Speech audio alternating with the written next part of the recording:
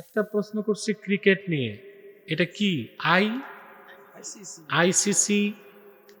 ওখানে ভারত ষড়যন্ত্র করে বাংলাদেশকে বিশ্বকাপ থেকে খেলতে বাদ দেওয়া হয়েছে। দেখুন, দ্বন্দ্বটা বাংলাদেশ ক্রিকেট বোর্ড করে নাই, খেলোয়াড়রাও করে নাই। আমাদের খেলোয়াড়কে ওই দেশে অপমানিত করা হয়েছে। অতএব ইটের জবাব পাটকেল হবে, এটি তো স্বাভাবিক। বাংলাদেশ খেলতে যায় নাই, খুব ভালো কাজ করছে। পাকিস্তান ভাতৃপ্রতিম রাষ্ট্র হিসেবে বাংলাদেশকে সমর্থন দিছে। আমি মনে করি ভারতে না খেলেও, একবার বিশ্বকাপ না খেললেও বাংলাদেশের যে সম্মানটুকুন রক্ষা করছে ক্রিকেট বোর্ড, এই দেশের মানুষ তাদেরকে স্মরণ রাখবে দীর্ঘকাল। পৃথিবীর ইতিহাসে কেন্দ্রীয় ব্যাংকের লকার থেকে চুরি হয় এই ইতিহাস শুধু বাংলাদেশই আছে। শুনছিলেন না? আপনার কেন্দ্রীয় ব্যাংকের বোল্ট এইটা খুলে চুরি হয়ে গেছে। আবার কিছু টাকা ক্রিপ্টোকারেন্সিতে পাচার হয়ে গেছে। 1 টাকাও ফেরত আসছে? ফেরত আসবে আশা করা যায়? কারণ আঞ্চলিক চোররা টাকাগুলো পাঠাইছে আন্তর্জাতিক চোরের কাছে। এই 1টা টাকাও ইউনূস সাহেব যতই আশ্বাস দেখ, 1টি টাকাও ফেরত আনতে পারে নাই। 500 বছর যদি হায়াত পায় ডক্টর ইউনূস, 1 টাকাও আনতে পারবে না। এই কথাটি আমি বলেছি 14 মাস আগে, যা press, electric media, news media, social মিডিয়ায় দেখেছেন আপনারা। কারণ আমি জানি যাদের কাছে টাকা গেছে ওরা ফেরত দেয় না, ওরা আরো চুরি করে। ওরা কেমন চোর দেখেন না? আমেরিকা একটা স্বাধীন দেশ ভেনিজুয়েলাতে হামলা করে সে দেশের প্রেসিডেন্টকে ছিনতাই করছে কি না? আচ্ছা ভাই, আন্তর্জাতিক আইন কই? জাতিসংঘ কই? মানবাধিকার সংস্থা কই? একটি দেশের প্রেসিডেন্ট নির্বাহী আদেশে পাশের দেশের প্রেসিডেন্টকে শুধু ছিনতাই করে নাই, তার বউসহ ছিনতাই করছে, ভেনেজুয়েলার প্রেসিডেন্টকে। এতে কি বোঝা যায়? এক সময় পৃথিবী দেখেছে সোশ্যালিজম, তারপর দেখছে ক্যাপিটালিজম, এখন দেখবে জাঙ্গালিজম। আগে ছিল সমাজবাদ, তারপরে আমেরিকার নেতৃত্বে পুঁজিবাদ। ট্রাম্প তো পাগল, ও শুরু করছে জাঙ্গালিজম, জঙ্গলি মতবাদ। ওর কাছে কোনো আইন নাই, কোনো কানুন নাই। সাহস পেয়ে হাত দিতে চেয়েছিল ইরানের দিকে। ইরান বলে আসো, হাত কেটে দিব। তাহলে এই পৃথিবীতে পশ্চিমাদের যে স্লোগান মানবতা, মানবাধিকার, সব হচ্ছে কাগজে কলমে। পৃথিবীতে এটাই সত্য, মাইট ইজ রাইট। সত্য না? অথবা আমাদের জোর যার মুল্লুক তার, এটাই সভ্য দুনিয়ার মূল নীতি, এটাই পুরাণ নীতি, এটাই আগের নীতি, এটাই থাকবে সামনের নীতি। তা আমাদের উচিত কি? আমাদের উচিত প্রচুর যুদ্ধাস্ত্র তৈরি করা। আমাদের সাবমেরিন থাকতে হবে, প্রচুর ফাইটার থাকবে, আমাদের মিসাইল থাকতে হবে কিনা? আমাদের বোমারু বিমান দরকার। আমি মনে করি রূপপুর পারমাণবিক বিদ্যুৎ কেন্দ্র না করে অ্যাটমিক রিঅ্যাক্টর করা দরকার ছিল।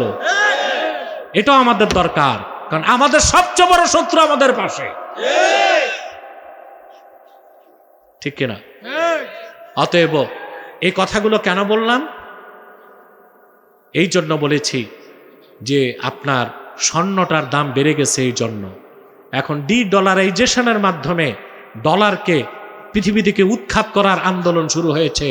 আমরাও এই আন্দোলনে শরীক থাকতে চাই। ওরা আমাদের বড় শত্রু। পাশে যেটা, এটারে মাঝে মধ্যে লাথি টাথি দেওয়া যায়, এরা ভীতু এবং কাপুরুষ, কথা বলে না। আমাদের একজন বর্ডার গার্ড, ওদের 1000। বর্ডার গার্ড দেখলেই ওদের ধুতি ঢিলা হয়ে যায়, এত ভয় পায় বাংলাদেশের সেনাবাহিনীকে আর বর্ডার গার্ডকে। কিন্তু দূরে যেটা আছে আটলান্টিকের ওপারে, ও যদি একবার এসে থাবা বসায়, সিরিয়ার যা হয়েছে, লিবিয়ার যা হয়েছে, ইরাকের যা হয়েছে, আফগানিস্তানের যা হয়েছে, তার চেয়ে মারাত্মক পরিণতি হবে বাংলাদেশে। তা ঠেকিয়ে দিতে আমাদের ঐক্যবদ্ধ থাকতে হবে। সেরকম কিছু আলামত, আভাস, ইঙ্গিত পাওয়া যাচ্ছে। আমাদের এখনই সজাগ হওয়া উচিত। দেশ থাকলেই না রাজনীতি করবেন, বলে দেশ মেরামত করবে। তো দেশ থাকলে তো যেটা আপনারই না ওটা মেরামত করে কি করবেন আপনি? কথা বুঝতেছেন তো? দুনিয়ার সম্পদগুলো কি আল্লাহ বলেছেন সুশোভিত করা হয়েছে মানুষের জন্য। নারীর প্রতি আকর্ষণ, সন্তানদের ভালোবাসা, কারি কারি সোনা রূপা, নির্বাচিত পশু, গৃহপালিত ঘোড়া, নির্বাচিত ঘোড়া, গৃহপালিত পশু আর কৃষি। সুবহানাল্লাহ। আপনারা কৃষিকে মূল্যায়ন করেন? জি না। বাংলাদেশ কৃষিতেও পিছায় আছে। যাদের 14 গোষ্ঠী কৃষকেরা এখন কৃষি বাদ দিয়া সব বিদেশ ছুটতেছে। দেশেই কৃষি বিপ্লব ঘটানোর মাধ্যমে বিদেশের টাকা দেশে বসে কামাই করতে পারি আমরা। পারি কি না? সেজন্য লাগবে পরিকল্পনা। পৃথিবীতে ইহুদিদের একটা ব্যবসায়িক প্রতিষ্ঠান আছে, কারগিল। কি নাম? প্রতি বছর তারা $4.3 ট্রিলিয়ন খাদ্যশস্য ইউরোপ আমেরিকায় রপ্তানি করে। এই পুরাটার সম্পর্ক কৃষির সাথে। কিসের সাথে? এই জন্য আল্লাহ তাআলা পৃথিবীর বিত্ত বৈভবের মধ্যে সোনারূপার সাথে কৃষির কথাটাও বলেছেন। সুবহানাল্লাহ। এই সব দুনিয়ার সম্পদ। আল্লাহ পাক বলেন, প্রিয় হাবিব মুহাম্মদ সাল্লাল্লাহু আলাইহি ওয়াসাল্লাম, এই সব কিছুতে উত্তম যেটা আল্লাহর কাছে মুত্তাকিদের জন্য, আপনি মানব জাতিকে বলেন, আমি কি তা তোমাদের শোনাবো? আলহামদুলিল্লাহ। আলহামদুলিল্লাহি রাব্বিল আলামিন ওয়াল আকিবাতু লিল মুত্তাকিন والصلاة والسلام على نبينا ونبي الأنبياء محمد صلى الله عليه وسلم رحمة للعالمين। আল্লাহ তাআলা রব্বুল আলামিন তাহরিকে খাতমে নবুয়ত বাংলাদেশ সাচার শাখার উদ্যোগে আয়োজিত আজকের ইসলামী মহাসম্মেলনে তোমার অসংখ্য জাকের শাকের নেককার বান্দা নিয়ে হাত তুলেছি। আল্লাহ, পর্দার আড়ালে মা বোনেরা আছে। রব্বুল আলামিন, এতগুলো মানুষের মধ্যে যার দুটো হাত তোমার ভালো লেগেছে আল্লাহ, তার দুটো হাতের বিনিময়ে আমাদের জিন্দেগীর সব গুনাহ মাফ করে দাও। হৃদয়ের গভীর থেকে দোয়া করি আল্লাহ, তোমার আখিরি নবী নূর নবীজি আমার মুহাম্মদ মুস্তাফা সাল্লাল্লাহু আলাইহি ওয়াসাল্লাম আজ থেকে ১৫০০ বছর আগে দুনিয়ার থেকে বিদায় নিয়েছেন। হায়াতুন নবী হিসেবে জান্নাতুল ফেরদাউস রওজা মুবারকে বিশ্রাম নিয়েছেন। আল্লাহ, জীবনে একবার তোমার আখিরি নবী নূর নবীজি আমার মুহাম্মদ মুস্তাফা সাল্লাল্লাহু আলাইহি ওয়াসাল্লামের জান্নাতুল ফেরদাউস রওজা মুবারকে উপস্থিত হয়ে গো আল্লাহ, তোমার হাবিবের নূরের কদমে দরুদ ও সালামের হাদিয়া দেবার আগে আল্লাহ তুমি ডাক দিও না। রব্বুল আলামিন, একবার বা একাধিকবার যারা সোনার মদিনায় নূরের মদিনায় যেতে পেরেছি আল্লাহ, জীবনে বারবার তোমার আখিরি নবী নূর নবীজি আমার মুহাম্মদ মুস্তাফা সাল্লাল্লাহু আলাইহি ওয়াসাল্লামের নূরের শহর মদিনাতুল মুনাওয়ারা জিয়ারতের জন্য তাদের কপালটা খুলে দাও। হৃদয়ের গভীর থেকে দোয়া করি আল্লাহ, তোমার আখিরি নবী নূর নবীজি আমার মুহাম্মদ মুস্তাফা সাল্লাল্লাহু আলাইহি ওয়াসাল্লামের নূরের চেহারা মোবারক স্বপ্নে দেখার আগে আল্লাহ তুমি ডাক দিও না। রব্বুল আলামিন, একবার বা একাধিকবার যারা তোমার আখিরি নবী নূর নবীজি মুহাম্মদ মুস্তাফা সাল্লাল্লাহু আলাইহি ওয়াসাল্লামের নূরের চেহারা মোবারক স্বপ্নে দেখার সৌভাগ্য লাভ করেছে, জীবনে বারবার দেখার জন্যে তাদের কপালটা তুমি জান্নাতি কপাল বানায় দাও। রব্বুল আলামিন, আমাদের অনেকের বাবা নাই, অনেকের মা নাই, অনেকের দাদা দাদি নানা নানি পাড়া প্রতিবেশী আত্মীয় স্বজন দুনিয়ার থেকে বিদায় নিয়ে অন্ধকার কবরে আছে আল্লাহ। যত ইমানদার এই কচুয়ারি সাচারের যত ইমানদার নরনারী ইমানের দৌলত সিনায় লালন করে আল্লাহ দুনিয়ার থেকে বিদায় নিয়েছে, তাদের কবর আযাবগুলোকে মাফ করে দাও। তাদের কবরগুলোকে জান্নাতের বাগান বানায় দাও। রব্বুল আলামিন, এই ইসলামী মহাসম্মেলনের জন্য তোমার বান্দা যারা ধন দিয়েছে আর যারা মন দিয়ে খেটেছে, নৈতিক সমর্থন করেছে, আর্থিক সহযোগিতা করেছে, সকলের ধনমনকে কবুল করে নাও। মাহফিলটা আমাদের নাজাতের জারিয়া বানায় দাও।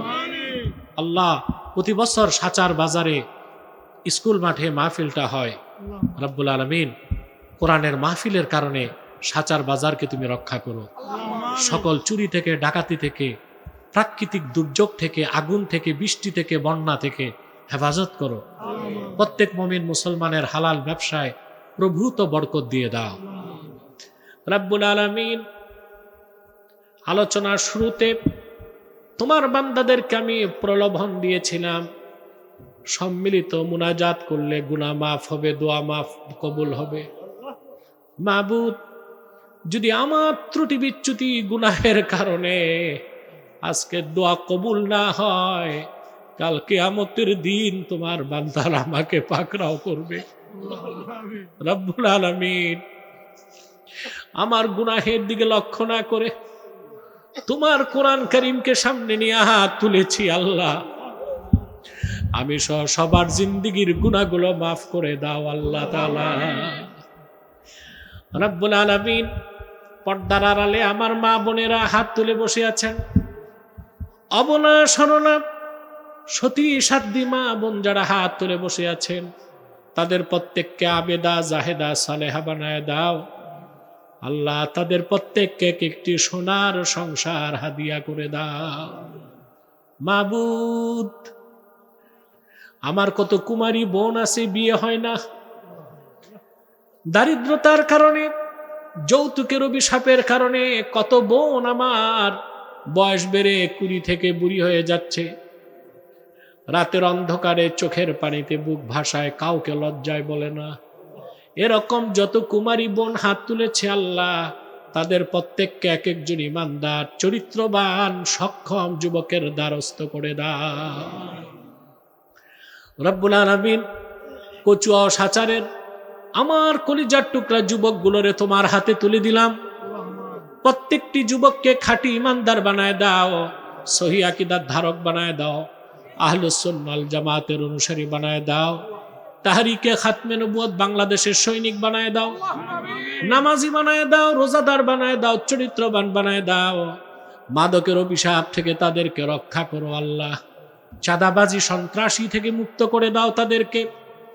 আমার যে যুবকটা বেকার, তারে চাকরি দাও। যার ব্যবসা আছে, ব্যবসায় বারাকা দাও।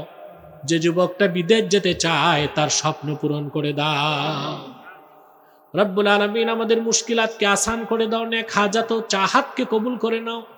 ইয়া হাইয়্যু ইয়া কাইয়্যুম বিরহমাতিকা নাস্তাগীস আসলিহ লানা শানানা কুল্লাহ ওয়া লা তাকিলনা ইলা আনফুসিনা তারফাতা আইন ফাতিরাস সামাওয়াতি ওয়াল আরদ আনতা ওয়ালিয়্যুনা ফিদ দুনিয়া ওয়াল আখিরাহ তাওয়াফফানা মুসলিমিন ওয়াল হিকনা বিস সালিহিন। ভাইরা আমার, 1 মিনিট সময় ছেড়ে দিলাম। চক্ষুটা বন্ধ করুন, দিলটা নরম করুন, মাথাটা নত করুন। আল্লাহর আখিরি নবী, নূর নবীজি আমার মুহাম্মদ মুস্তাফা সাল্লাল্লাহু আলাইহি ওয়াসাল্লামের ওসিলা ধরে আল্লাহর কাছে চান, যা চাইবেন তাই কবুল হয়ে যাবে। যদি পারেন ভাইরা, সারা জীবনের গুনার কথা মনে করে মুনাজাতে আমার আল্লাহর কাছে আত্মসমর্পণ করে 2 ফোঁটা চোখের পানি ছেড়ে দিন।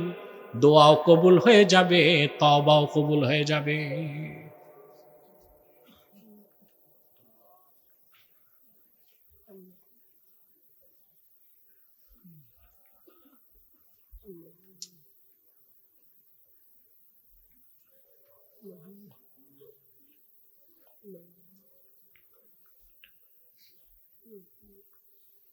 আল্লাহ পিসাবুজুর হায়াতে বরকত দান করো, আমিন। আল্লাহ দেশি বিদেশি চক্রান্তের হাত থেকে হুজুরকে হেফাজত করো, আমিন। আল্লাহ পিসাবুজুর আম্মাজানের হায়াতে বরকত দান করো, আমিন।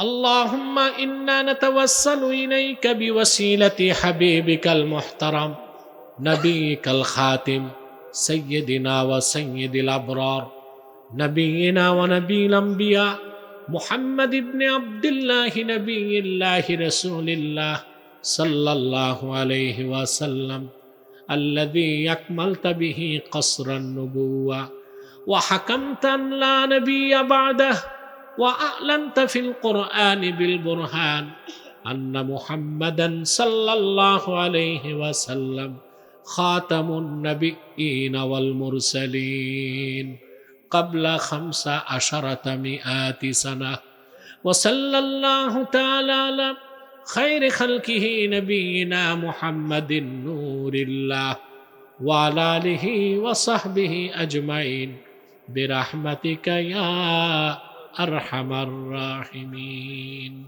السلام عليكم ورحمة الله تعالى وبركاته